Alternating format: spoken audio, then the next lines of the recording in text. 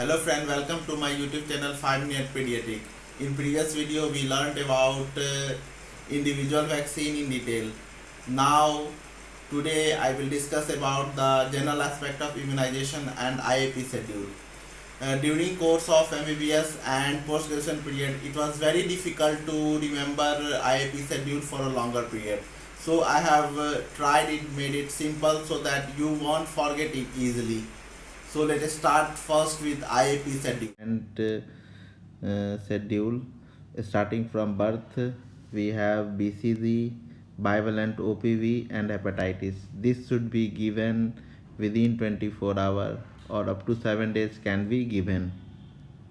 Now 6, 10, 14, we follow the same schedule. So I have made the mnemonics RIP.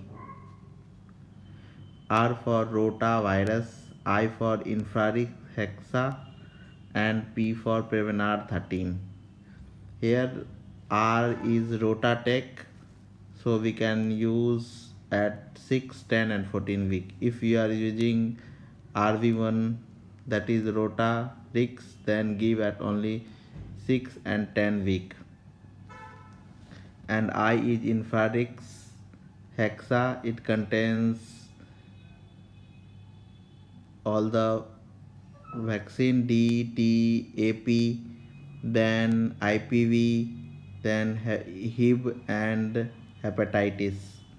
Similarly, EG6 in place of acellular component, here is wholesale pertussis.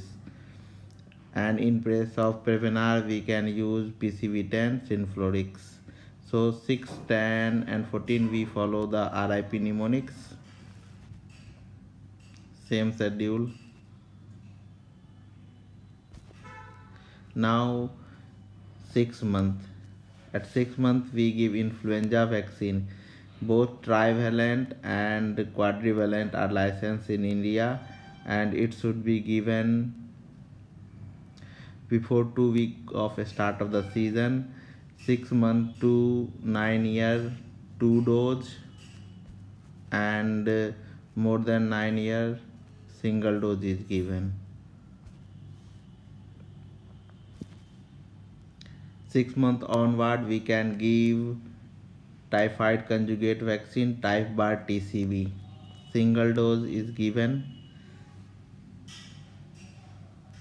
It can be given with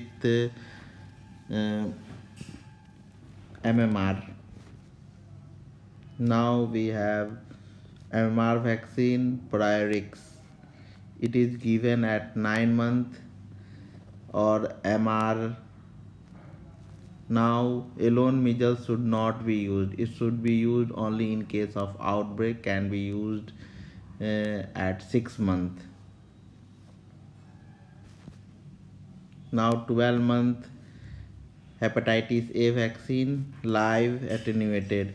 Single dose is given. If we are using inactivated vaccine, then 2 dose 6 months apart.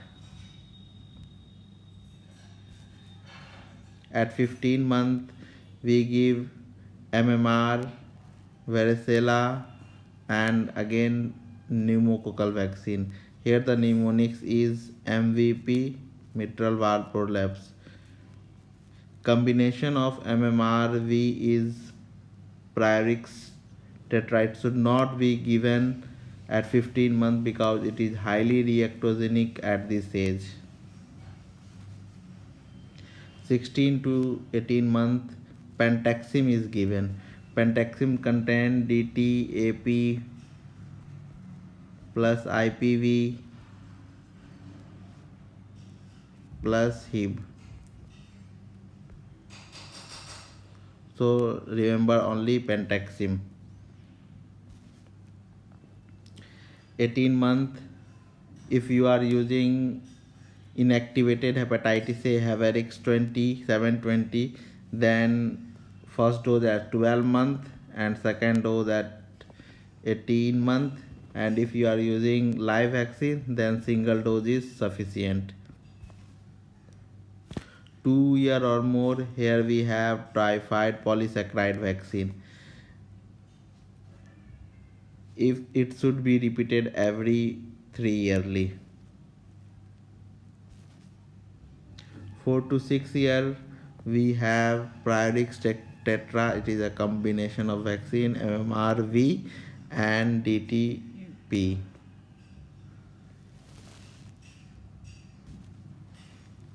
9 to 12 year Tdap is recommended at 10 year, and after that every 10-year TD should be repeated.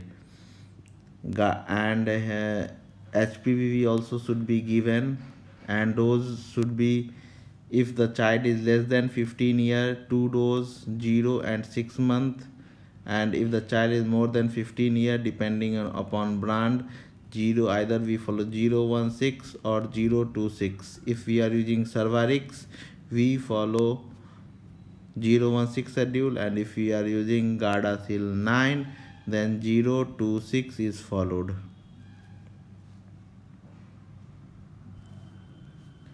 Now AEFI, adverse effect following immunization. This is also very important topic.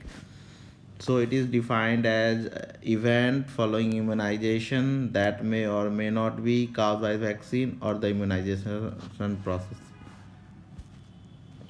So type vaccine product related. Example is extensive limb swelling following DPT. Second one is vaccine quality defect related reaction. Here we have polio vaccine causing VAP. Third is immunization error related reaction.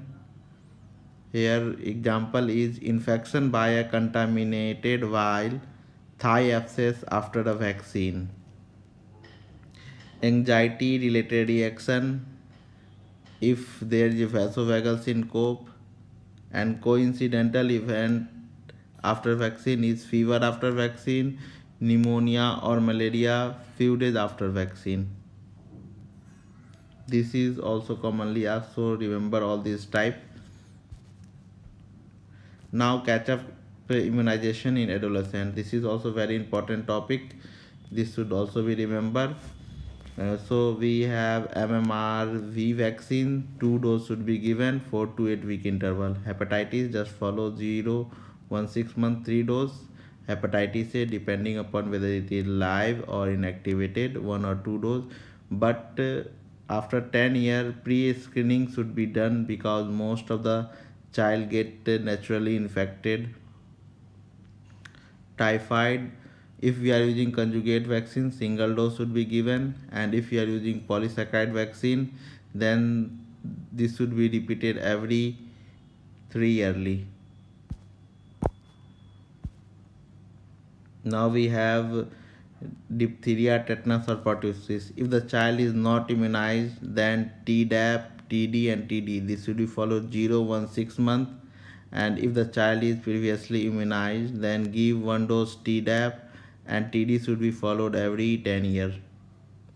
Regarding HPV, already told, depending upon the age, 2 or 3 vaccine are required. Now some general instruction. The minimum interval between 2 doses of inactivated vaccine is usually 4 weeks. Exception is rabies.